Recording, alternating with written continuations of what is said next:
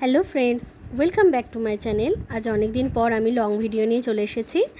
আমার চ্যানেলে যারা নতুন তারা নতুন ভিডিও পাওয়ার জন্য চ্যানেলটিকে অবশ্যই সাবস্ক্রাইব করে দেবেন। আজকে আমি মিষ্টি দই বানাবো। তার জন্য আমি টক দইয়ের বীজ নিয়েছি, সেটাকে আমি ছাঁকনি দিয়ে ছেঁকে নেব। 500 দুধ আমি ভালো করে জাল দিয়ে নিয়েছি, আর একটা বাটিতে আমি নিয়ে নিয়েছি 3 চামচ মতো গুঁড়ো দুধ। এবার জাল দেওয়া দুধ থেকে কয়েক চামচ দুধ নিয়ে এই গুঁড়ো দুধটার সাথে ভালো করে মিশিয়ে নেব। আর কিছুটা দুধ আমি অন্য বাটিতে তুলে রেখেছি, সেটা আমি পরে ব্যবহার করব। এবার এই গুঁড়ো দুধের মিশ্রণটা এই দুধের মধ্যে দিয়ে দিলাম, আর দিলাম কয়েক চামচ চিনি। এবার দুধটা ভালো করে ফুটিয়ে নেব।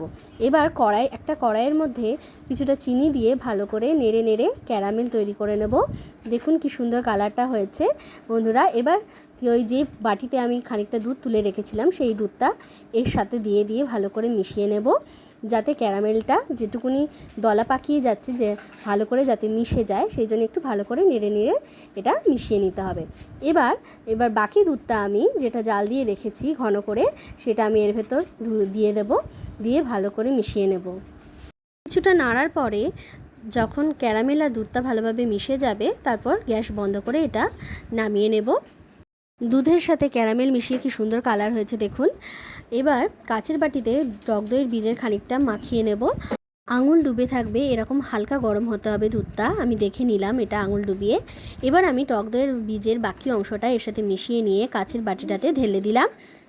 এবার একটা থালা চাপা দিয়ে সেটাকে মোটা কাপড় দিয়ে ভালো করে জড়িয়ে রেখে দিয়েছি। সারা রাত এভাবে রেখে দেওয়ার পর পরের দিন সকালে দেখুন বন্ধুরা কি সুন্দর দইটা জমেছে। এভাবে আপনারাও বাড়িতে মিষ্টি দই বানিয়ে খাবেন বন্ধুরা, খুব ভালো লাগে। আমি টক দইয়ের বীজ ব্যবহার করেছি, আপনারা চাইলে মিষ্টি দইয়ের বীজও ব্যবহার করতে পারেন। ভালো লেগে থাকলে লাইক, শেয়ার, কমেন্ট আর সাবস্ক্রাইব করে দেবেন বন্ধুরা। Thanks for watching.